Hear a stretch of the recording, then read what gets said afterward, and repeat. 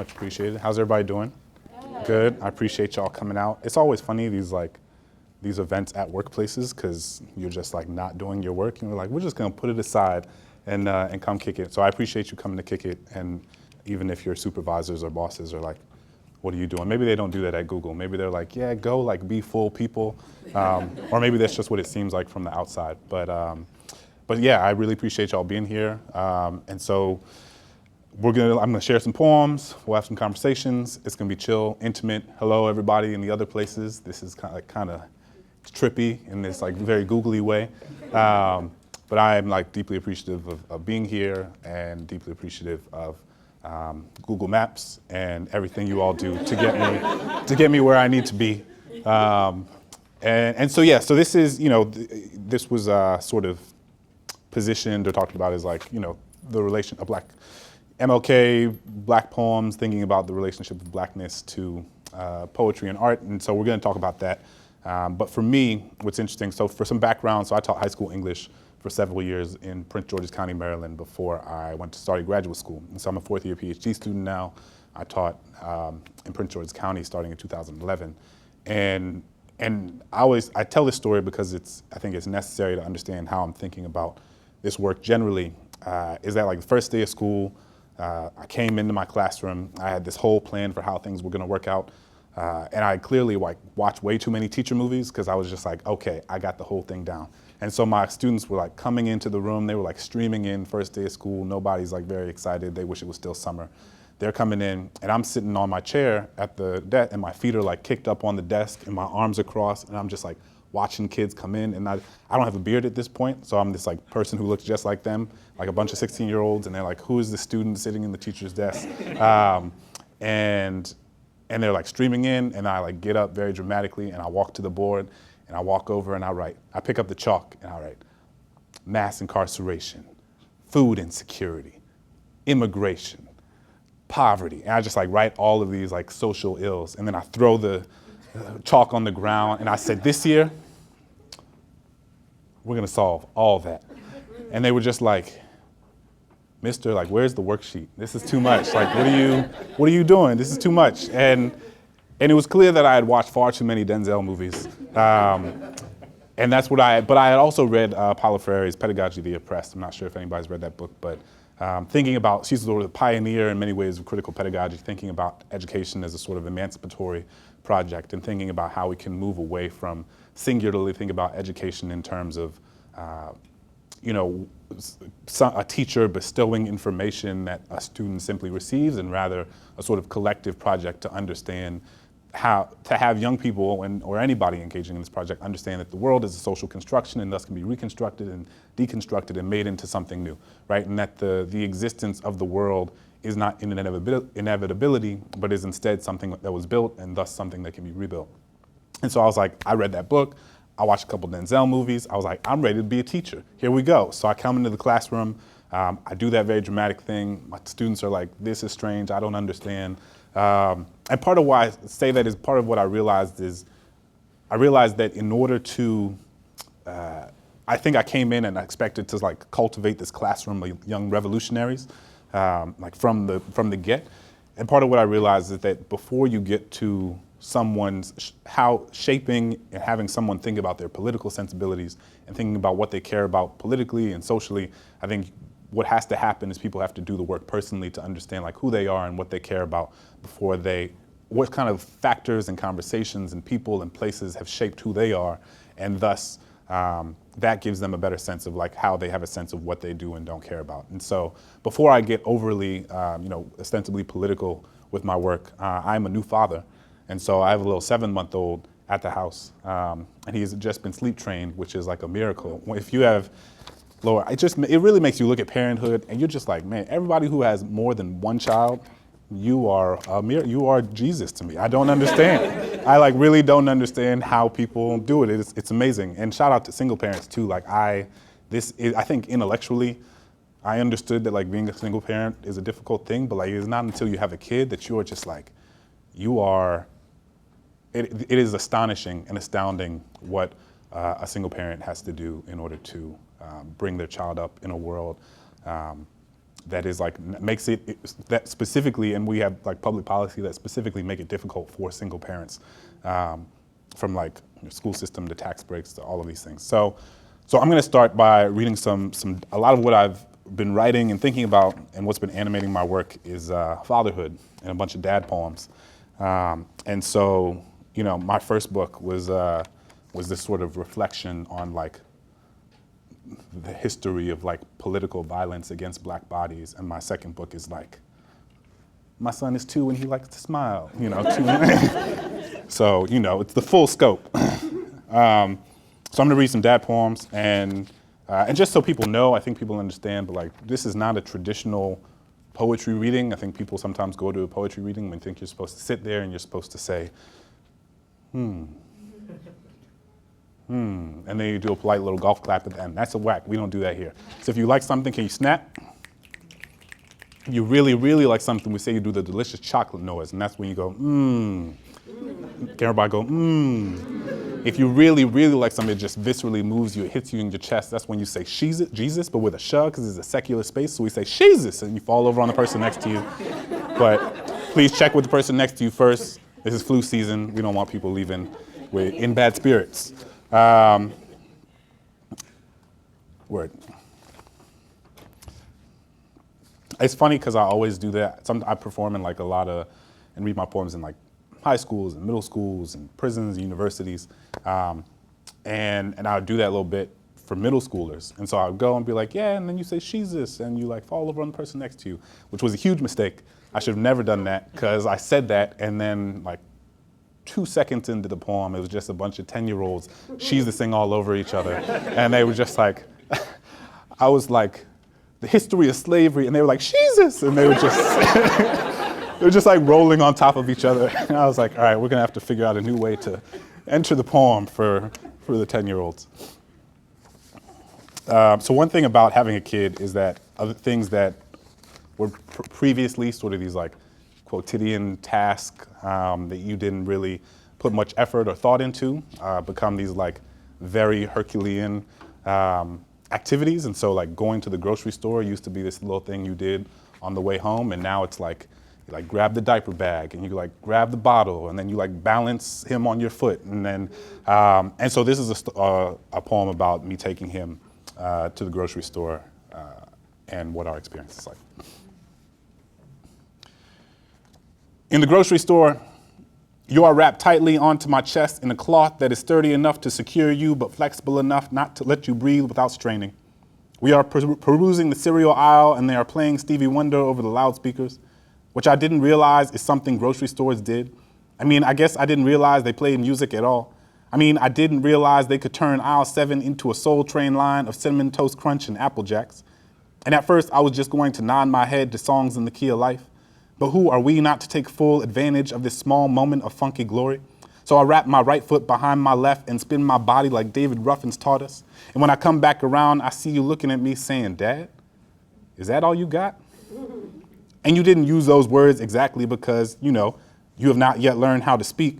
But I could tell by the way your eyes widened and your mouth hung ajar that you were telling me I needed to step it up. So I took on your clarion call and pushed the cart aside and grabbed the Aunt Jemima syrup from the shelf, turned the aisle 7 into a medley of Motown throwback moves, spinning and dipping past the oatmeal, bopping among the Fruit Loops, moonwalking around the pancake mix. I mean, we turned the space between Pop-Tarts and Quaker Oats into Showtime at the Apollo. And after what seemed like hours of loosening our appendages to the beat, I looked down to see the spread of your plump cheeks, and I knew that you were proud. And I looked up and I saw a store employee at the end of the aisle staring at us. And I'm sure she is about to burst out into applause, because how can you not be impressed by the swift pirouette of a father and son and your favorite cereal bar?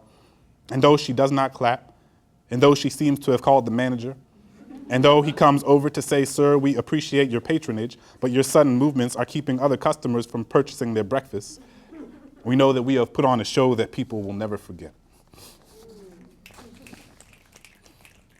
People always get this confused. So you snap during the poem and you clap after the poem.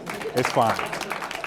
If you snap during the poem, or if you snap after the poem, it becomes this weird 90s R&B video, and that's not the vibe we're trying to create here. It's not even past 5 yet. Like, you know, you gotta hold off. Another thing is that you grow to deeply appreciate things that you did not necessarily before. So like you have deep appreciation and love for not only people, not only the small human being, but some of the inanimate objects that come alongside the small human being.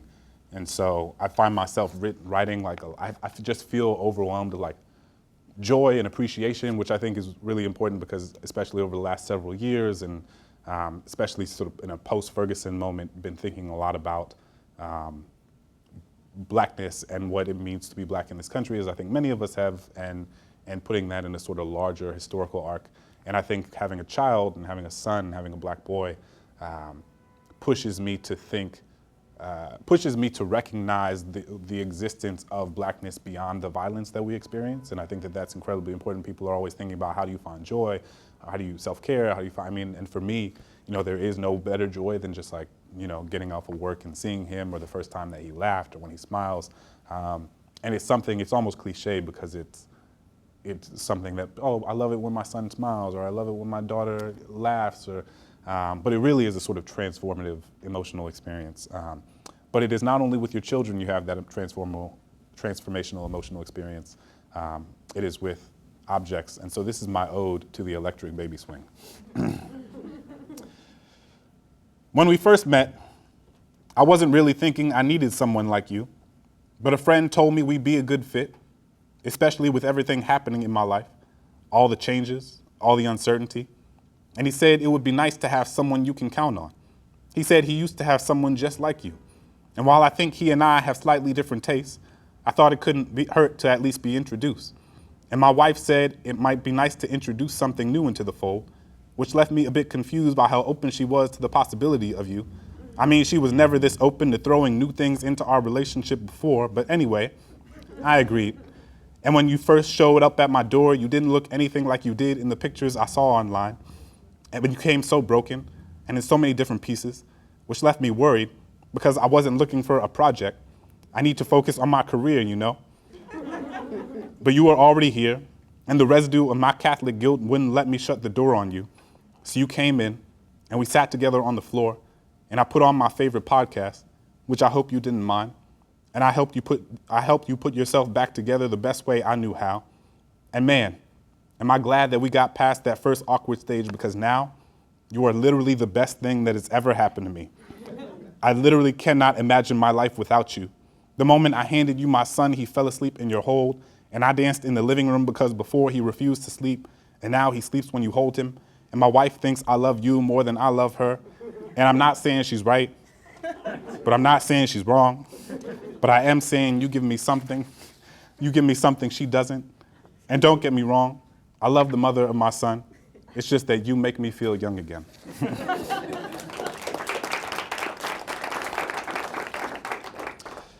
And so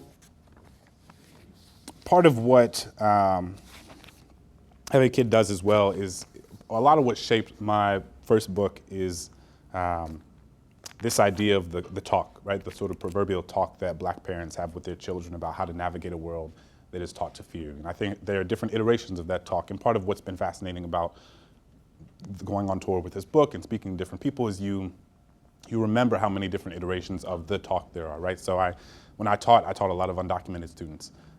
And I hadn't considered before that there exists a talk in the sort of immigrant and undocumented community, that like I had students who were coming of age who were 8, 9, 10 years old. And you know, a lot of what we did in our class was creative writing, and so they would write these sort of first person accounts of the first time that their parents told them that they were undocumented or that their parents were undocumented, and that they had this entire sort of contingency plan for what would happen if like ICE came to the door, right? In a way that I could never imagine being 9 years old and being told that like by my parents, okay, if ICE comes, you need to like go out of the back. I mean, it was literally like you need to go out of the back door, go to your aunt's house, don't tell anybody you know who we are, don't tell anybody your last name, and all of these different things that I had not fully taken into account, and I think are really important. And I think that like, you know, women have to have a certain, and like coming of age, have a certain type of talk oftentimes with their parents about how to navigate a world that's like deeply imbued with patriarchy and sexism. And obviously we're in a moment where we're having a necessary and unfortunately new more public conversation around that now, and this idea of power and this idea of consent, and making sure that it is not simply women who have to account for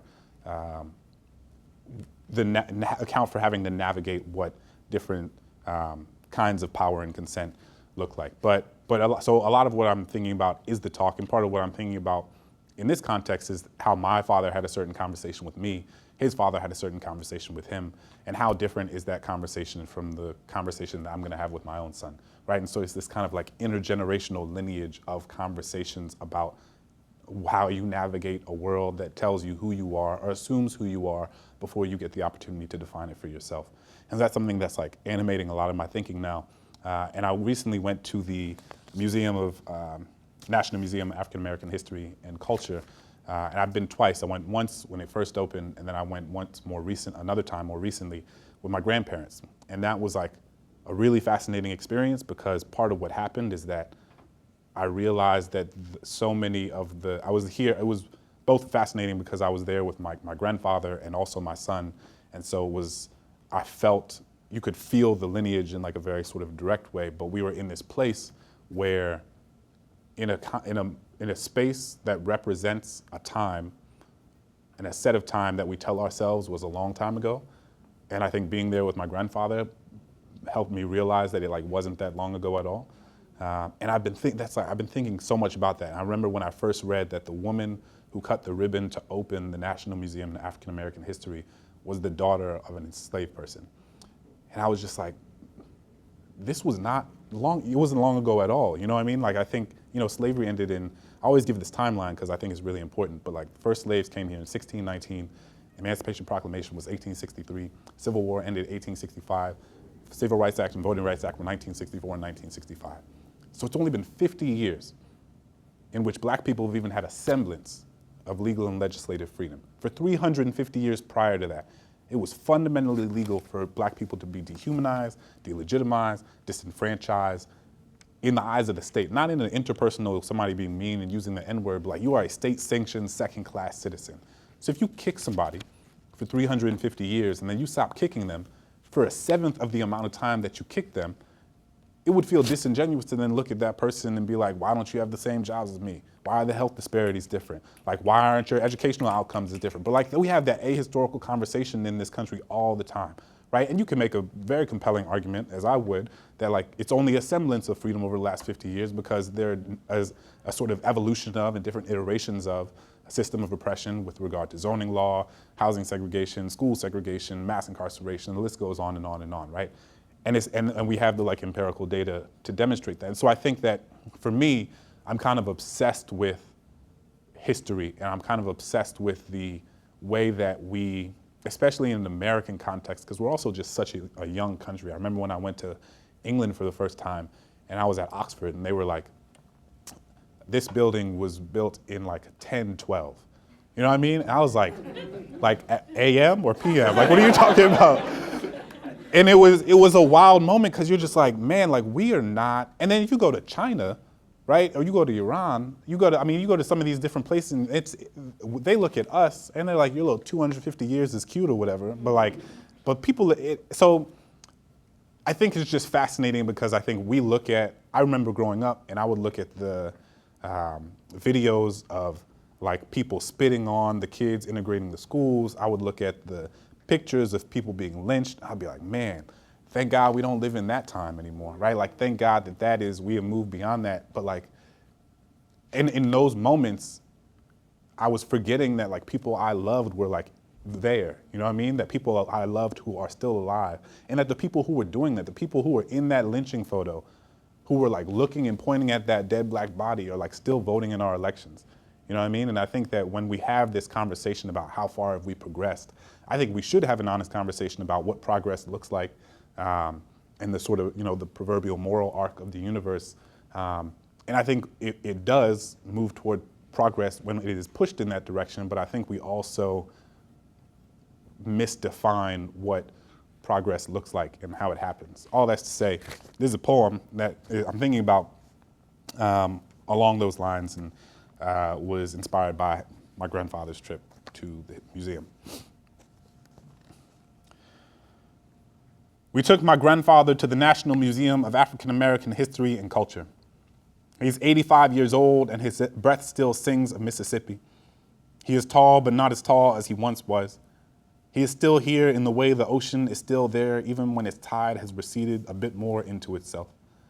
I ask him if he wants a wheelchair. The museum is large and expansive, I say. And the doctor says you shouldn't be on your feet for too long. He can still walk, though it is slower and more precarious. He hates when I bring up the doctor, but he knows that his knees aren't what they once were. So he sits on the chair, lays his walking cane across his lap, and I pushed him through the exhibits of time we tell ourselves were long ago, even though they were not long ago at all. We passed the exhibit on sit-ins, and he tells me that those were the same counters he tried to eat his lunch. We passed the exhibit on Roosevelt's New Deal, and he tells me his father didn't receive any of its benefits. We passed Emmett Till's casket, its bronze hue radiating under the museum lights. I do not need to see the dead boy's face in the casket to remember its tragic contortions. I do not need to listen to anything other than the lights softly buzzing above us to hear Mammy Till's unceasing sobs. My grandfather looks at the casket. He doesn't say anything for a while, just moves his eyes unhurriedly across its frame. He was killed in the next town over where I grew up, he says. I nod, but do not say anything. I think about the history of race and racism in this country all of the time. I think about how it shapes the landscape of everything we see. But sometimes I forget its impact on those right next to me. I forget that many of the men spitting on Ruby Bridges in the photo down the hall are still alive, that the people who threw rocks at Dr. King are still voting in our elections. I do not misunderstand the language of progress, though I do not yet have the words for a crime that is still unfolding. I do not know how to say that time does not pass as quickly as we tell ourselves it does.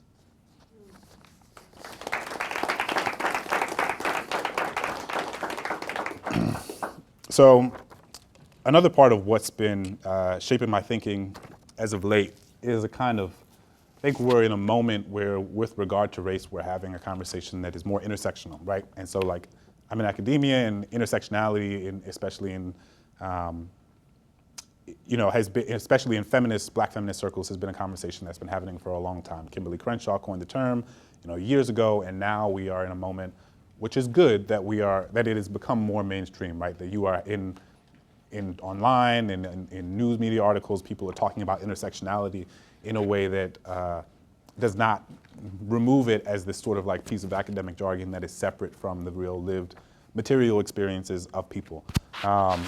And so this idea that we should not, when we're thinking about race, that we also have to account for gender, that we also have to account for sexuality, that we also have to account for class is very real, right? And that any analysis of racism devoid of those other phenomena is not like a rigorous analysis of how racism manifests itself, right? My experience in the world as a straight Black man is uniquely different to someone who is a queer Black woman, right? Or is uniquely different to someone who is, a trans disabled person, or whatever it is, right? Like I think there are so many different iterations of Blackness and different ways to understand how a sort of confluence of identity factors create unique circumstances and unique ways of navigating the world. Part of what I've also been thinking about a lot is beyond the sort of different facets of our sort of provincial identity, this idea of a sort of like geopolitical intersectionality, right? And this idea that in order to understand, and I think it's been especially clear over the last few weeks, that in order to understand racial and social inequality domestically in the United States, you can't do that without accounting for a history of like US foreign policy and US imperialism and the role that like colonization has played in shaping the landscape of our global community. And I think that what we're seeing now is a very real example of that you can't have an honest conversation, that we're about to kick, thousands of Haitians out of this country, and like not accounting for the centuries of like global economic and political exploitation and isolation that like Haitians have experienced since they won the Haitian Revolution in 1804, right? Like after Haitians won the revolution, white people in the West were like, this is crazy, slaves are gonna revolt everywhere, we're gonna have to, Haiti is the first Black republic to exist in the Western Hemisphere, and so we have to make sure that they are not like at all a part of the sort of like global ecosystem. And so every Western nation completely cut Haiti off economically. They didn't trade with Haiti. They didn't recognize it as a legitimate institution until decades, and sometimes for other countries, centuries later. And you can't disentangle that from the like economic condition that Haiti exists in now, right? Like you can't say Haiti is a poor country that has cholera and violence and is unable and corruption without accounting for the like decades of global corruption that was like specifically pointed toward Haiti. And same with El Salvador, right? You can't have a conversation about El Salvador unless you're going to talk about how the U.S. government was like specifically funding a civil war in that country for decades. And so when the conversation around immigration is happening, what we have to do, which is, the conversation around immigration is not something that can be disentangled from the conversation around race and racism in the US. And that conversation can't be disentangled from what the US and other countries have done historically throughout history in order to create destabilized political and economic conditions in these countries that are subsequently seeking refuge in our country because we like bomb, we bomb these countries, and then when they want to seek refuge somewhere, we're like, no, you can't come live here. It is so deeply insidious, and I think that it is something that I'm trying to account more and more for. And on that note, thinking about the ways in which, how does that, specifically ideas of nationality, in what ways does that shape who we deem worthy of empathy and who we don't, right? And in what ways does that shape who we deem worthy of mourning and who we deem worthy of grief? And I think we've had a range of different terror attacks over the last few years, and I think that it's become clear that there were 300 or more than 300 people who were killed in Somalia a few months ago. Right after that, there were more than 300 people who were killed in Egypt. A year before that, there were like 500 people killed in Iraq, right, in a car. And so like these terror attacks are happening, the most violent and deadly terror attacks are happening in places where there are brown people or people who are not from the West, people in the global South. And it doesn't get the same coverage that Manchester or Berlin or London or Brussels does. And that's not to say that those places should not get attention. I think like death anywhere should warrant investigation and mourning and attention. But it does push us to ask, why do we find the death of some people more morally egregious than we do other groups of people? And I'm complicit in that, right? Like I have to have a moment and I have to be proactive. And I remember when I saw what happened in Somalia, I was like, man, 300 people. And I was like, that's terrible. And then I like moved to the next thing. And I was like, wait, why am I not, what is happening in me? What messages have I been inundated with that make it so that this feels normative? But when people are killed in a concert in Manchester, which again is egregious and horrible, but I have a very different emotional reaction to that. And like, why is that? Why is it that, can I imagine why is it that I've accepted that like some places just have drones flying over them all the time? And I was like, I remember, and especially now that I have a child, I'm so much more acutely aware of these things, but there was like a little play drone that was like flying around our neighborhood, and everybody in our neighborhood was like, what is happening? This is like a little drone you buy on Amazon, right? It was like some kid.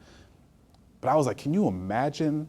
You had an entire neighborhood of folks freaking out. I was like, can you imagine living under drones that you thought like had bombs on them and that could drop at any moment for like every day of your life? And then we think about the trauma that exacts. Anyway, I think that is the sort of next step in my own thinking around this. And I think that I've had a very sort of provincial conception of race and racism. And part of what I'm trying to do is work toward understanding the sort of like intersecting phenomenon of how different parts of like geopolitical events and globalization shape these things. So these are 3 different poems that I've written kind of thinking about that. And I'm gonna just read these 3 in a row.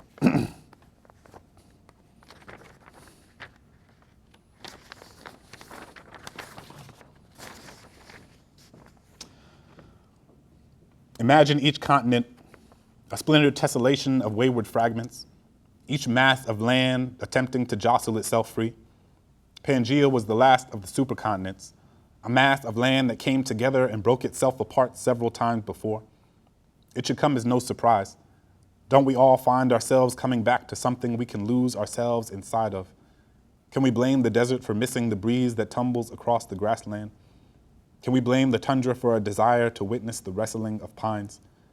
Just the other day, a bomb killed 70 people in Pakistan and no one around me heard a sound. These days, I find myself blaming Pangea for the sounds I cannot hear. I decry the continents for their careless drift. I detest the tectonic plates for their indifferent quake. I wake up in love with the ocean and fall asleep despising all that it has put between us. Perhaps if the continent had never shaken themselves free, we might find ourselves disabused of this apathy. Perhaps if we could hear the bomb dropping, we might imagine what would happen if it struck our own home. I am nostalgic for a proximity that may not have mattered. I find myself loathing a miracle. The drone was once a scrap of metal. The drone looks as if it might be a toy. The drone is not a toy. The drone could have been something other than a killing machine. The drone could have been a house. The drone could have been a spoon. The drone could have been a swing. The drone does not know who it is going to kill next. The drone is going to kill next. The drone has learned to disguise itself as a shard of sky. The drone's soft hum is a disembodied echo. The drone was mistaken for a star once. The drone renders itself celestial. The drone scoffs at sovereignty. The drone asks what is a border if you can fly right over it. The drone was built by a man. The drone killed a man and a woman and a child. The drone killed a child and did not see her face.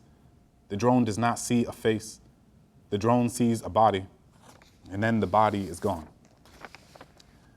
The New York Times reports that 200 Iraqi civilians have just been killed by U.S. military airstrikes. And the man on television calls it unfortunate yet inevitable collateral damage. And I wonder what it is that turns mourning into a metonym or a proclamation of conjecture. And I read his bio and see that he has a wife. And I can't imagine he would call it inevitable if her body were pulled from the quiet implosion of scattered rubble. And I see that he has a son. And I can't imagine he would call the boy who bears his name collateral in someone else's war. And I see that he has a daughter. And I think of what it might mean for someone to render her final breath in inevitability of global politics. And I understand what he means. I know he means that war is callous and unforgiving, that a militant can surround himself with a dozen women and children so that the pilot must decide between the target and the soft ache of his own heart's detonation. I do not misunderstand the cruelty of war, but I regret the way we talk about its casualties, how their lives become tacit admonitions, how the tyranny of a border made out of thin air means bombs are only dropped on one side of it. But I too have felt the empathy corrode inside the most cavernous parts of me, have taken the quarters from my pocket and used them to cover my collusion. Who among us has not used spare change to ornament our contrition, laid a garland of rations atop the bodies of names we do not know? And I'm not sure what it means for us not to be the ones to fire the bullet, but to behave as if the bullet always belonged in that chest and not our own.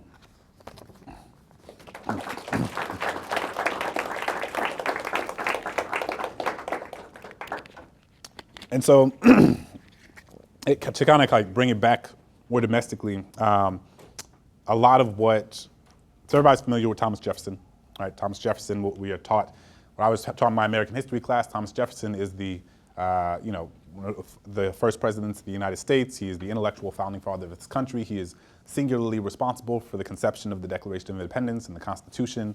He is the sort of intellectual founding father of our time, the paragon of our ideals. And what I didn't learn until much later in my life, a few years ago when I read his book, Notes on the State of Virginia, which is his sort of manifesto of sorts. And he says in it very explicitly, he says, black people are inherently inferior to white people, both in endowments of body and mind. And he says the slave is incapable of love, and the slave is incapable of possessing or sustaining complex emotion. And he writes about Phyllis Wheatley, who was largely considered to be the first published African-American poet in the history of the United States. He says, well, black people don't possess the intellectual or artistic acumen with which to create art. So we can call that something else, but we can't call it poetry, because black people do not possess the necessary emotional capacity to create art. And I think about that, and I think about how that's a version of Jefferson that I was never taught.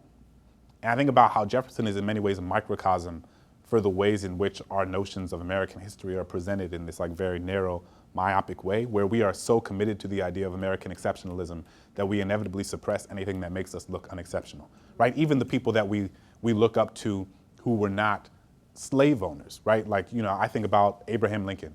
And I think about how I was singularly taught that Lincoln was like the great emancipator. Lincoln said, slavery is bad, I'm gonna free the slaves, boom, bam, boom. Him and Frederick Douglass dapped up and it was cool, right? Like, that is how I thought about what happened. And then you learn about it and you're like, actually, it's like far more complicated than that, right? Like, you don't have to go over the whole history, but like Lincoln had some like very not sophisticated ideas around race. Like, you can go back to the Lincoln-Douglas debates and that man is saying like, you know, I don't think there should be slavery, but I also don't want a black person living next to me. So, you know, and it's this idea that I think you are presented with abolitionism, or you're presented with freeing the slaves as a sort of like representative of a sort of sense of universal goodness, without complicating that with the idea that like there were a lot of abolitionists who were also very racist, right? And how do you hold those kind of two seemingly paradoxical, complicated things at one time? And then you kind of dig into it and you realize it's not necessarily that paradoxical, but it is complicated in the same way that we have to recognize that Jefferson is a brilliant man, and that he is deeply racist.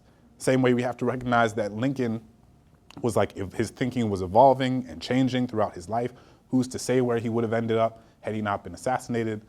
But whether it was for political expediency or whether it represented his personal views, although Lincoln signed the Emancipation Proclamation, he also didn't think that black people were equal to white people, right? And for most of his life before he signed the Emancipation Proclamation, he was trying to get black people to colonize in Liberia or South America. He was like, we gotta free you, but we don't want you living here, right? And so thinking about that just has, another part of my sort of like, my own sort of political and scholarly project is pushing for a more complicated and holistic conception of American history, because I think without that, we fail to understand where this country is coming from, and thus we kind of fail to understand like where we are as a country. And we can find ourselves, after Obama gets elected, having what obviously now seems like a ridiculous post-racial conversation, but like that was a real, I go back and watch some of the like YouTube videos of the coverage like right after he was elected, and I was just like, man, people were like, very, very smart people were like very serious when they were like, racism is not a factor in America anymore, right? And I think that part of why we even had that moment, which, you know, a decade removed seems utterly ridiculous considering what we've seen now, is because we don't have a true understanding of American history, and we kind of create mythologies around our history that are not reflective of what actually happened. So this is a poem. I'm really interested in thinking about like our founding fathers and who they were, their complicated dualities. What we know is that 12 of our first 18 presidents owned slaves, 8 of them owned slaves while they were in office, and this poem is a letter to 5 of them. I used to like memorize all my poems, and I like have not, because I've not gotten sleep for like 7 months. So if I like stumble over this, be like, it's okay, Clint. I can imagine it's difficult to not get consistent sleep. And then we'll just keep it moving, and I'll read something from paper.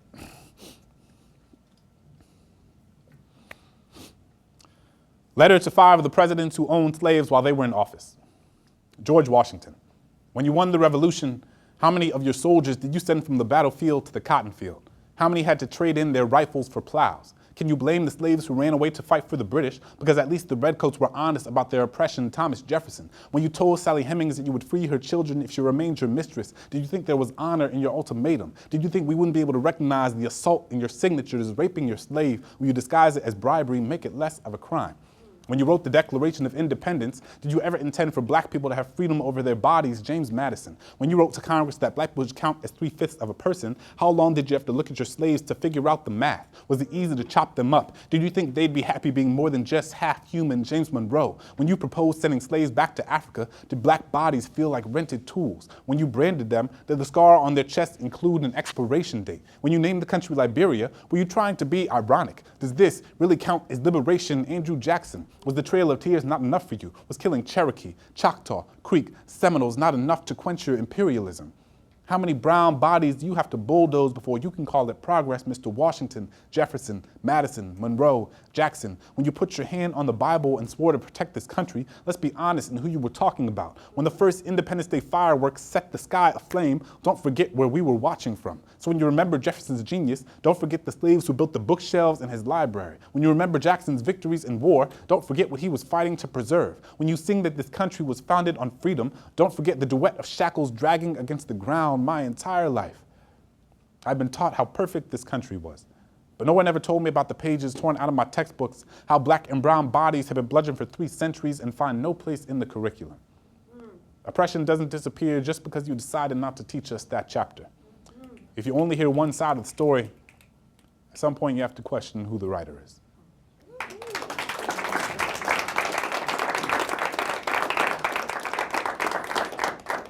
Keeping the theme of history going, I'll just do this one and then I'll do one more so we have some time for questions. Another thing that's an example of something that I didn't know, and I find myself writing, my next book is good. It's like I'm writing lots of dad poems and then I'm writing lots of like, you lied in history class poems. And so if in the next book, it's gonna be like, oh man, his first carrot, that was so cute. And then it's like, the Confederacy is a lie. But something that's an example of something that I was taught, a sort of discrepancy. So I was taught the New Deal, as many of us, in my American AP class, that the New Deal was the, most progressive series of legislative acts that have ever been signed, especially in the 20th century. They are responsible for intergenerational wealth. They are responsible for millions of families moving up to the middle class, into the suburbs, being able to purchase homes, get an education. They are literally the economic bedrock upon which the contemporary middle class in the 20th and 21st century is founded, which is true. What I wasn't taught, what I didn't realize till much later, is that black people were specifically left out as beneficiaries of these pieces of legislation for when it was for many decades after it was first laid out, right? So black people didn't have access to Social Security, minimum wage protection, housing mortgages, health care, government higher ed assistance, Veterans Affairs. And so you have the thing that is responsible for creating the contemporary middle class. You give it to one demographic of people, then you don't give it to an entirely different demographic of people. And then people want to act surprised generations later when these groups have like disparate outcomes, again, along lines of like education, along lines of economics, along lines of political representation, all of these different things. And so, I gave that timeline earlier, but again, this is the 20th century when this happened. We don't even have to go back to slavery. We don't have to go back to what happened between 1619 and 1865. We can go back to what happened in 1944. We can go back to what happened in 1963. And so that's shaping a lot of my thinking. And I think the New Deal, especially because even today we discuss it as this sort of like universally celebrated singular good, and its history is much more complicated than that. So this is a poem about the New Deal. In 1932, the Great Depression had taken America by the throat and rendered it an alchemy of dust and rations. The country had been decimated by a market that could no longer hold up a history of hypocrisy, and it crashed like something that has never before known what it meant to fall. In response, Franklin D. Roosevelt signed a series of legislative acts designed to lift the country from its knees. The laws transform the economy and are responsible for the foundation that created the contemporary middle class. In the 1930s, 75% of Southern black folks were either maids or farm workers. In the 1930s, the only workers who didn't qualify for the benefits of the New Deal were maids and farm workers. I was told you can only call something a coincidence if it wasn't done on purpose. A coincidence is texting with a friend and then running into them at the grocery store. A coincidence is showing up to the office in the same new shirt as your coworker. A coincidence is walking past a vending machine and finding some quarters in your pocket. Taking away all federal benefits from an entire demographic of people feels like we should call it something different, something a little more honest, something a little more empirically grounded. But see, the thing about racism in America is that if you don't call it racism, people think it isn't there. It's the shadow no one can see when it is standing right behind you. It's the carbon monoxide killing you in a room where there is no smoke. 1 million black folks end up in prison and people shrug and ask what happened. An unarmed man is shot by police when he is running in the opposite direction and people call it self-defense. Interstate highways are built through black communities and people suddenly can't explain why all the businesses have failed. If you take away Social Security, minimum wage protection, housing mortgages, and health care, you don't get to then turn around, see poverty, and act like you're surprised. How can you take the water from a fish tank and not expect the fish to suffocate, to gasp for its life, to flap violently against the surface while you watch from the other side of the glass? When a fish dies from having no water, do we call that a coincidence? If you block the sun from reaching a tree, do you have to ask why it doesn't grow? The government won't give you a loan to buy a house in a better neighborhood, then they blame you when your son gets shot. The city never built a hospital on your side of town, then they tell you it's your fault that the cancer spread. They stuff you into public housing, then tear it down and ask why all the schools are empty. If we didn't say it directly, you can't blame us when it happens. If we continue to keep our eyes shut, it can't be our fault that we don't see you. But see, this country is only able to whisper the words American exceptionalism because we're so good at covering our ears while someone else is screaming.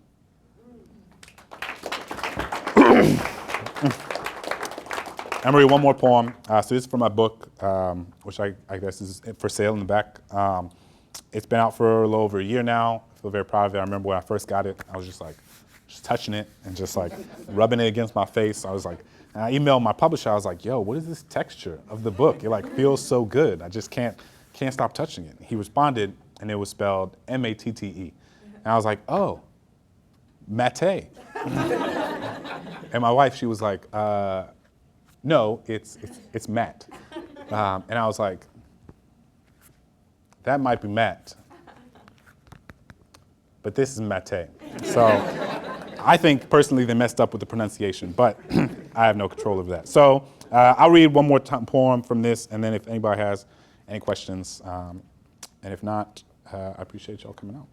So again, this book is thinking a lot about what is the sort of like the marathon of cognitive dissonance that it is to grow up as a young black person in this country, and how does one navigate a world in which you know, in my case, in which I grew up in a home in which you feel loved, affirmed, and celebrated, and then go out into a world in which you are constantly rendered a caricature of someone else's fear, right? And how do you make sense of that constant sense of cognitive dissonance? You know, Du Bois talked about it, it's double consciousness, like how do you make sense of like seeing yourself one way and the rest of the world seeing you another way? And so that shapes a lot of how this book is formatted.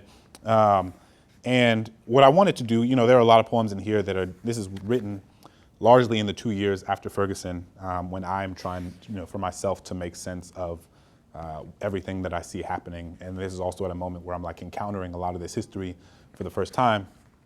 And so it is thinking a lot about history and violence. But I also, you know, I gave that timeline before, but what's most remarkable to me about that timeline is not simply how long it is or even how short it is, but what black folks have been able to do despite it. You know what I mean? Like what and this is another wonderful part of the African American History Museum is that like you kind of you move from, you know, slavery to Reconstruction to Jim Crow, and like you continue to move up, and as you ascend floors, you get to the top, and it's like all of the things that black people have contributed culturally to this country, and it is astonishing, right? That like you've had your foot on a group of people's neck for centuries, and like while you've had your foot on their neck, they have still created and deeply embedded themselves into like cultural and social fabric of this country. And for me, that's astonishing, and that's something I think about all the time. And so I wanted those moments captured in this book as well, the moments of like celebration and laughter and levity. And there was a lot of that in my home. And my parents always listened to Amazing Frankie Beverly. Do folks know who Amazing Frankie Beverly is? The black folks are like, yeah. The white people are like, I'ma Google it. And so it's like a funk band, and it's played at like every black family function of all time. And it was a kind of just like ever-present fixture in my home, and it was always on. And so my parents used to like dance together a lot in the kitchen, which when I was a child, I was like, ew, that's gross, you're doing too much. I'm trying to eat my spaghetti, and you out here like jiggy, that's too much. And now as an adult, as like a married person with a child, I'm like, okay, y'all just trying to keep the fire alive. I see you, do your thing. I'm gonna go to the other room and finish my, you know, Thanksgiving turkey, but like, do you? And so this is a kind of an ode to them. When Maze and Frankie Beverly come on in my house, Mom's eyes close. She raises the spatula as if she were going to orchestrate the gumbo into existence, turns the knobs that we feel the bass thundering in the walls. At the start of verse 1, she points to Pops, walks over, shoulders oscillating back and forth between the melody. Pops does the same dance he's been doing since '73. Left knee, right knee, pop, snap. Left knee, right knee, pop, snap. At the start of verse 2, Pops drops his shoulder, bites his bottom lip, and does some sort of spin move pivoting on his left foot. When he does this, it's unclear if he's hurt his back or if he's doing an unauthorized version of the sprinkler. The way his hands flip and turn and slap box the sky between them, The way mom looks confused as to what exactly is happening, but she goes with it, because she's fly like that, and has never left pops hanging on the dance floor. At the start of verse 3, smoke alarms are going off in the kitchen. Their hands are clasped now, fingers interlocked, swinging each other back and forth. Their feet are now music of their own. At the end of the song, Frankie's voice begins to fade, but they keep dancing. She holds her hand on the back of his neck. He pulls her in closer. She looks at him, kisses him between the sweat rolling down his forehead. Then they laugh and laugh and laugh and laugh long after the song has stopped. Thank y'all. Any questions? Yeah. How did you get into poetry? Like, what inspired you? Was this a figure who just resonated with you, or were you just always interested in folks exposed? How did I first get into poetry? I remember the first poem that I wrote was at a place called Sonship Earth, and it's this like program in Louisiana where they take public school kids and they like bring them to the woods for this like environmental and conservation sort of training. It's like a little 3-day thing.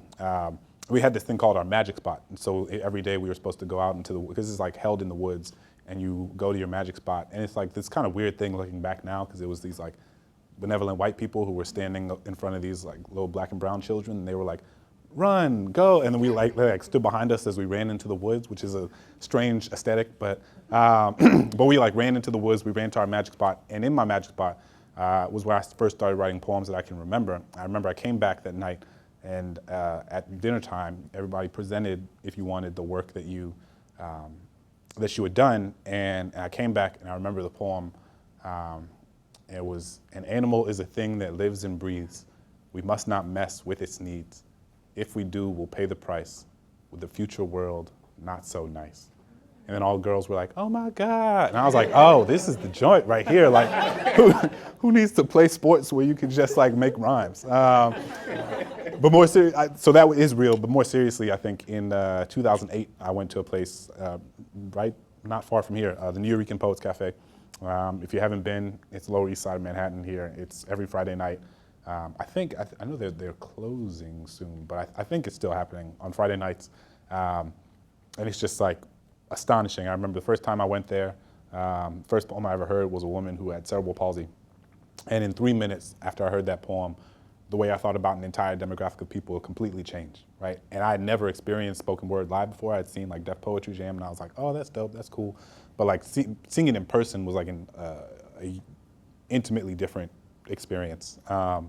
And I remember being like, man, like disability is never something that was at the forefront of my consciousness. And then I heard this poem that was fundamentally transformative for the way I thought about the lives and rights of disabled people. And from that moment on, I've like never thought about that issue the same way again.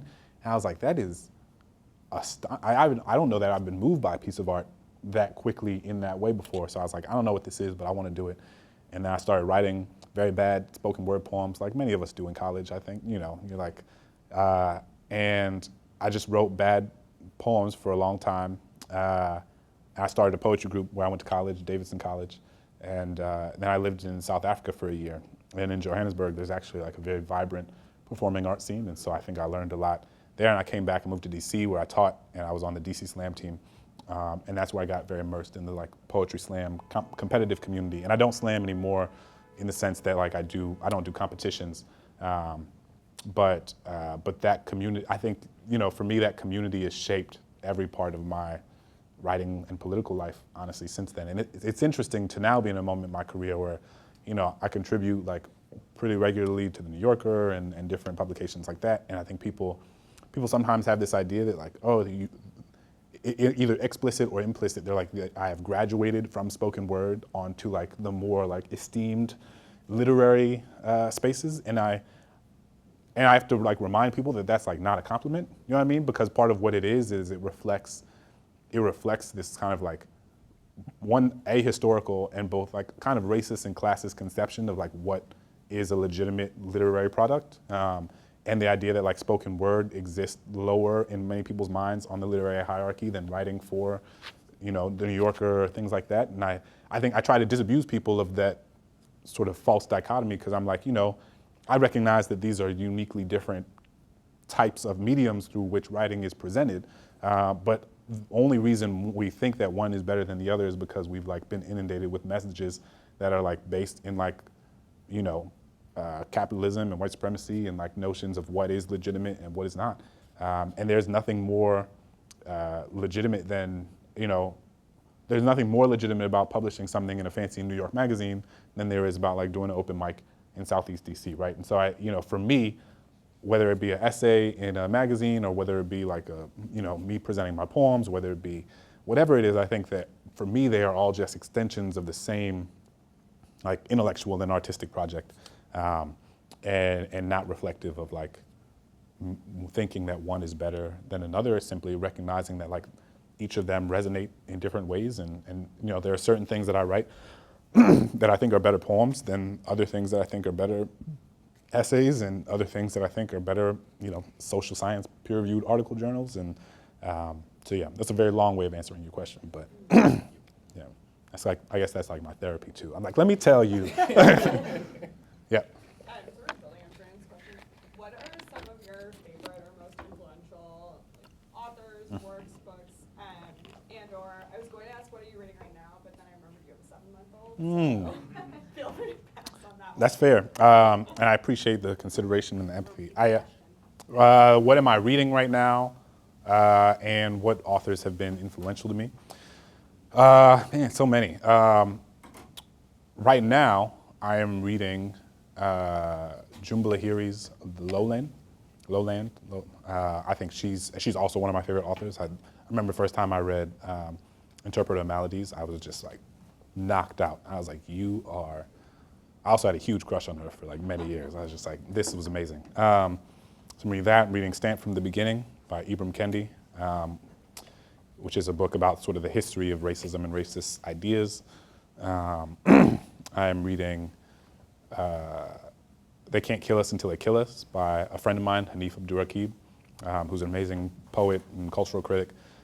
Generally, people who have been influential, Jhumpa Lahiri, Junot Diaz, Dave Eggers, James Baldwin, Alice Walker, Toni Morrison. She's only written one book, but it blew me away. Yaji Yassi wrote Homegoing. That book was just like, oh my God. Recently read Exit West by Mohsin Hamid, which was, I'd never read him before, and that was my favorite piece of fiction last year. I admire fiction writers because like writing a novel in my mind is one of the hardest. I wrote a novel for my senior thesis. It was a novel. It was a very thinly veiled memoir. It was, I showed my mom, and she was like, it was very clear that like certain people in our family were the characters whose name were just switched, and it was their exact same biography. But yeah, so you know, those are fun. So those are like more literary folks, but a lot of sociologists and historians. David Blight writes a lot about the Civil War.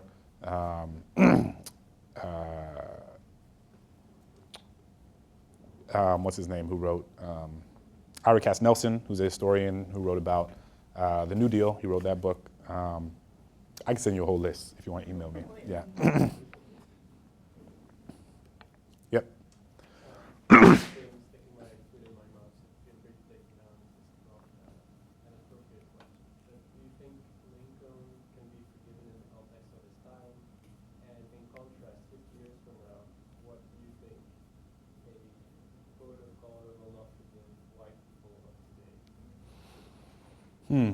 Can Lincoln be forgiven as a product of his time? And what 50 years from now, what do I think white people will think about, or what people of color will not be able to forgive white people for? So I will say, so I think that Lincoln's complicated because in many ways I admire Lincoln a lot. I think that Lincoln is someone who did something that was incredibly unpopular when he did it, despite the objections of like many people, despite it months before he signed that document of it looking like the Confederacy might win. Did he have like not very sophisticated, not very well developed racial analysis and ideas? 100%. I would say he was racist. He was like racist light, you know, and he wasn't lynching people, but like, I mean, just, you know, it depends on what the like metrics of that time are, right? If everybody else around you is like, you know, lynching slaves, and you're just like, I'd rather not live next to a black person, but like, I'll shake their hand. You're not racist. You're just, I mean, but it's like, it's all relative. So, but again, you know, and it's this strange counterfactual. I think Lincoln, you know, Lincoln was killed in 65 after the war ended. And what I admire about Lincoln is that his ideas evolved a lot, and that he was open to being pushed, and that he was open. I mean, that's what that whole Doris Kearns Goodwin book is about, Team of Rivals, right? That he surrounded himself with people who like didn't agree with him, who didn't agree with each other. And I think that is the case along lines of race too. I mean, the movie Lincoln was great, but I wish that Frederick Douglass was in it, because in real life, he and other black and white abolitionists played a huge role in pushing Lincoln to get to the point where he would sign something like the Emancipation Proclamation. So I think that we should just call it like it is, that Lincoln was a very impressive man on many fronts. He could have been less racist. But if he had not been killed, you know, at a relatively young age, maybe he would have come around to thinking even more differently, because he was on a certain trajectory. But it's difficult to say. So it is not, you know, I bring up about Lincoln what I did because I think it is important to analyze people holistically, not because I think that he is worthy of like a specific sort of castigation or anything like that. What do I think that people 50 years from now will think about what white people have done? There's probably a lot of things. What I will say is, I'll say one more thing about the person of their time. Part of me is sympathetic to that, and part of me is like, there were many people of that time who weren't racist. There were many people of that, you know, like that's an argument that's like, oh, well, can't we forgive people because they were products of their time? I think that is in part true. I think it is difficult to grow up in a world where something is seen as normative and then to move beyond that. I think about the way that like this country, I mean, I think, and it happens in different ways, you know, at different times. I think this country, I've clearly, you know, just over the course of the Obama presidency, the way that like issues of LGBTQ folks was discussed was completely different at the end than it was at the beginning. You know, represented mostly through him, who started his campaign being like, I don't think gay people should be able to marry, and then ended, you know, with like rainbow flags on the White House. And I think that is reflective of people's capacity to change. And I think that those are moments where I'm like, Lincoln could have changed in a similar sort of way, but we'll never know. But it is also important to know that they are men of their time argument only doesn't like go all the way, because there were many people of these times who did not subscribe to these sorts of like really harmful, you know, mindsets around these things. The thing that I think about 50 years from now and 100 years from now that I think many of us participate in and that I have to like wrestle with, I think that people are gonna look back and say, I think there are many, so I'll say on two fronts. I think that people, generations from now, will look back at the way we use fossil fuels, and they'll be like, how could anybody, how could you all know what you were doing to the planet and then still do it, right? In the same way, in a similar way that we look at people who own slaves and we're like, how could you do that? I mean, not to make them analogous, because they're not, but I'm just thinking to create sort of analogs. Like we look back and we're like, that's I would never own a person. And I think that it is not far-fetched that people, you know, decades from now will look back and be like, I would have never put oil in my car. Like that's crazy. How could you do that when you knew what it was doing? I think about it, you know, I'm doing my dissertation on people who are serving life sentences, and in my work, scholarly work, thinking a lot about incarceration. And I think about that in terms of the death penalty all the time. I think it's egregious that we still kill people in the name of the state, that we like murder people, right? And that we have convinced ourselves that there is any sort of justice in that is utterly bizarre. But I think to go further, that like putting people in prison for the rest of their lives. I mean, we are the only country in the world that sentences children to life without the possibility of parole. Only country in the world. And many of the men that I'm interviewing for my dissertation, the men and women, they've been in prison since they were 15, 16, 17 years old. And I'm just like, and it is not, I've been working in prisons for the past few years, and it's not until you are in a prison that you are like fundamentally aware that you are in a cage and that you have human beings that have been sentenced to spend the rest of their life in a cage with no opportunity to get out. I think that generations from now, we will look back at that and be utterly disgusted by the fact that the same way we look back now at the guillotine, you know, that we French were out here chopping people's heads off left and right, and we look back, we were like, those unsophisticated, silly people, even hanging, it wasn't until a couple decades ago, you know, in some countries they still do that, right? They like the death, not only do you get the death penalty, but like you are lynched and you are put in a noose. So those are a couple things that I think, and it is hard, and I think that part of what we have to try to do is think about the things that we are doing that seem like normative for what's around us, even though we know they are harmful.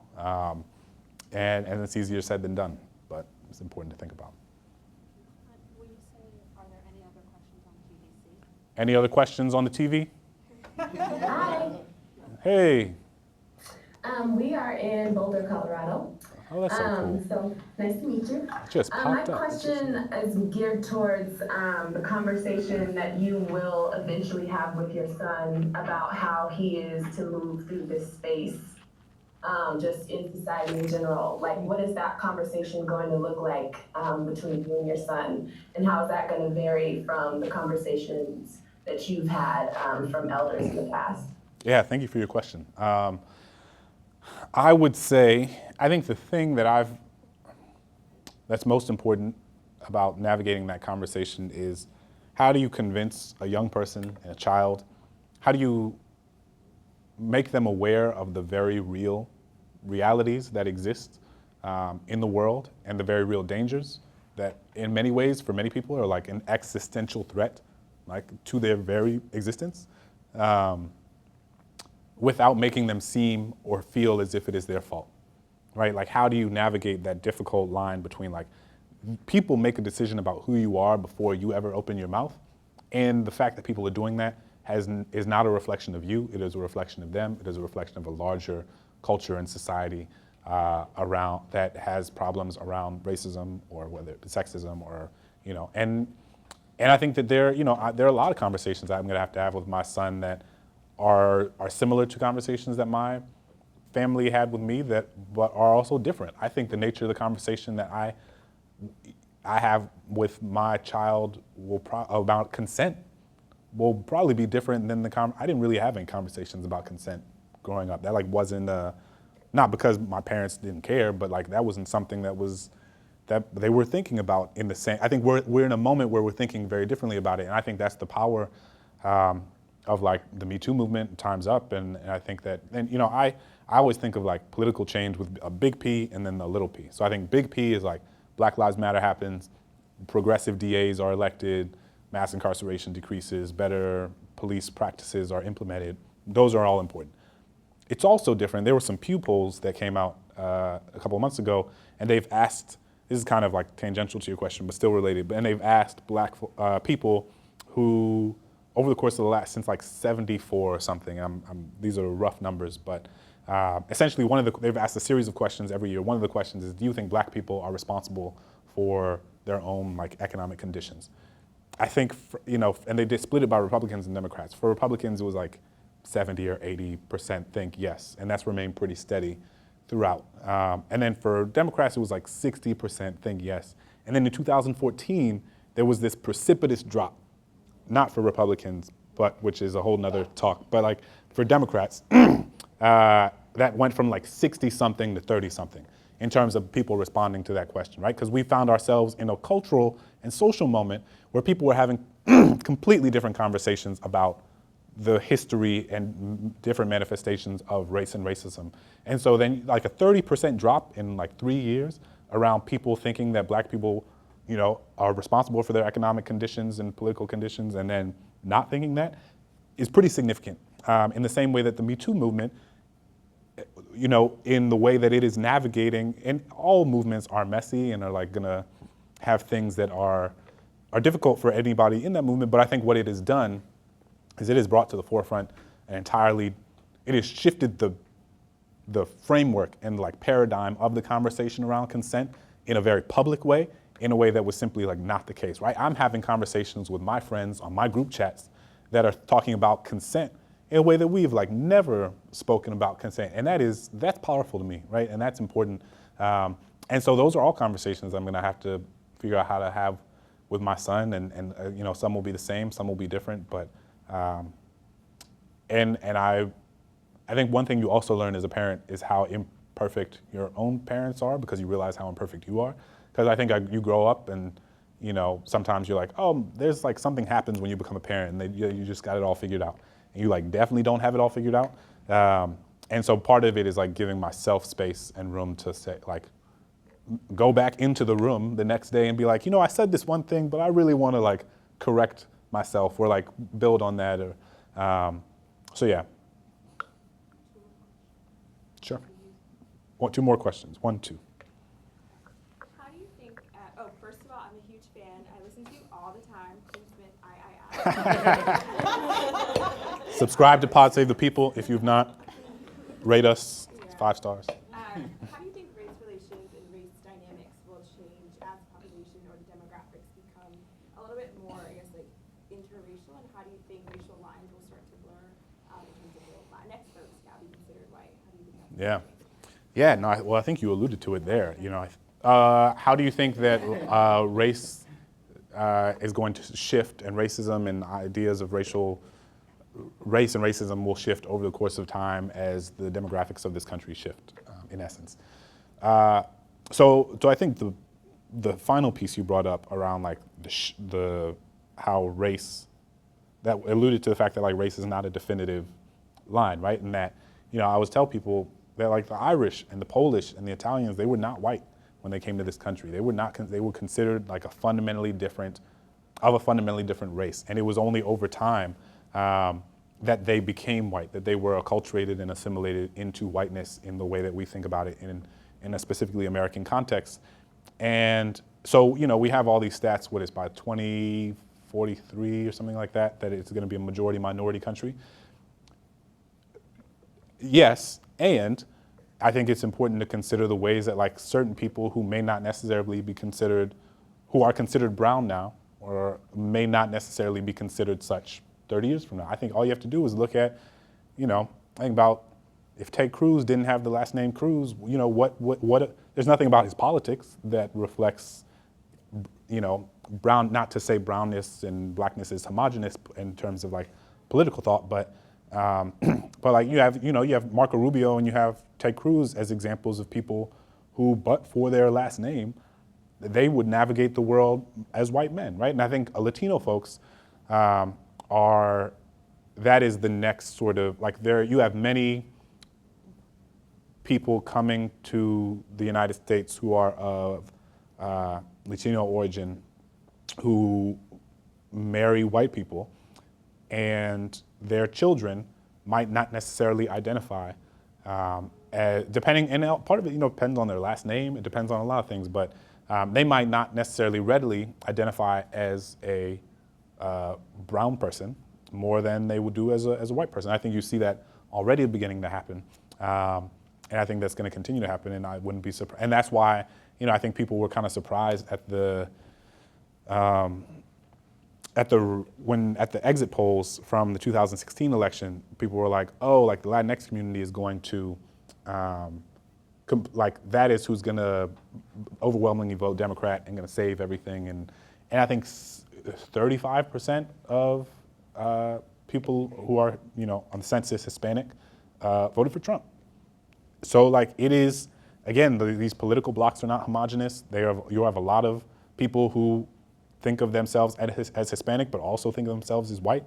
And over time, that is going to continue to look different. So the demographics of this country are certainly shifting in ways that are important and helpful for progressive politics. I think you also have a party on the right who knows that, and that is why they try very hard to suppress the vote, to gerrymander districts, and to make it so that like there's only a certain type of political power in certain communities.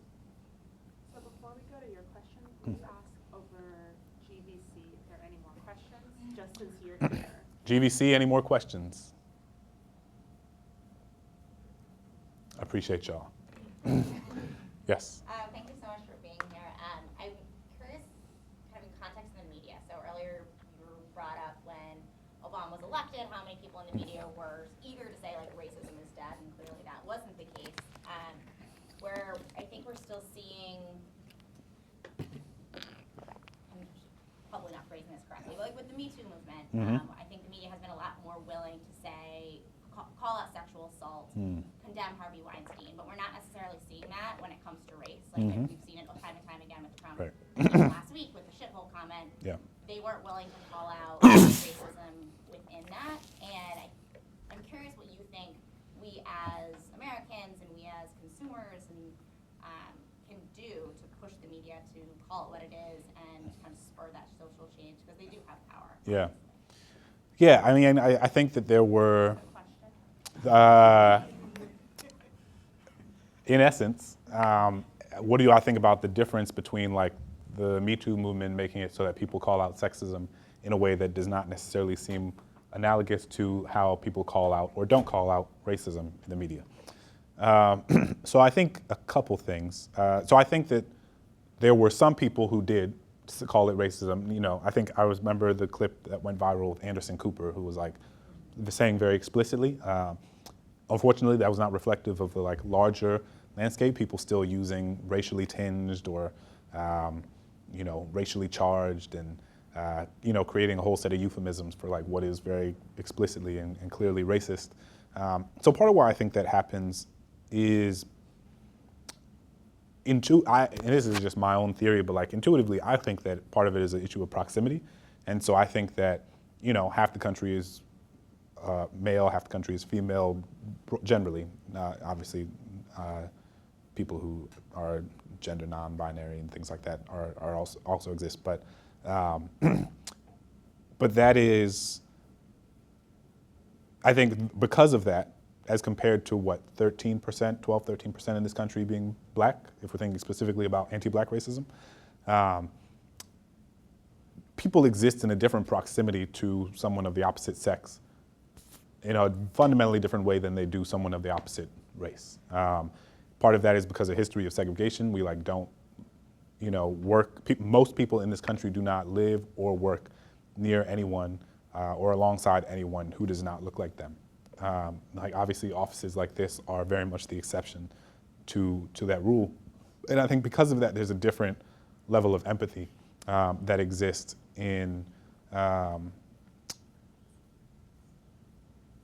people's ability to think of, you know, part of this is like, a lot of times it's framed as like, you know, this could have been my daughter, or this could have been my sister, or my wife, which in and of itself is like, even if you don't have a daughter or a wife or a sister, like this is a human who's been experienced violence, and that in and of itself should be bad. But that is the way that people often frame it in their own minds, right? And if you don't know any black people, when somebody does something that is imbued with anti-black racism, you may or may not feel that viscerally in the same way you would, because you can't say, oh, that could, in the same way that like somebody, you know, you hear Harvey Weinstein, you're just like, I can't imagine if that was my daughter. There's not, for most people, white people in this country, there's no analog for that for black. There's like, oh, that's not nice, you know, or that's not good, or like, but, and I think the other part of it is that like, what it means to be honest about racism in this country is not always analogous and tied to what is like politically, tied to like political efficacy, right? And that, you know, part of what's happening on the left is this conversation about like identity politics or not identity politics,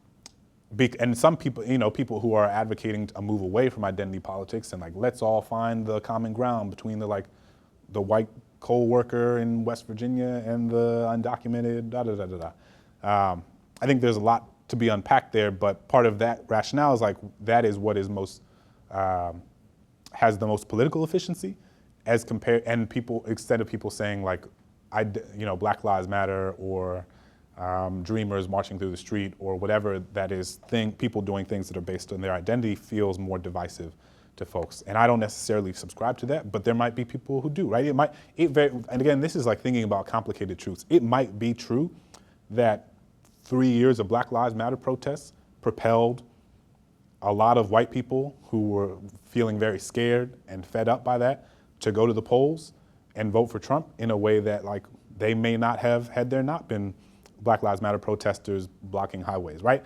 That doesn't mean that that Black Lives Matter shouldn't have been doing that, right? That doesn't mean that like they were doing something wrong, but it is the complicated truth is that like anytime a group has advocated for their most basic human and civil rights, there has been political pushback and blowback. So yeah, you know, I do think that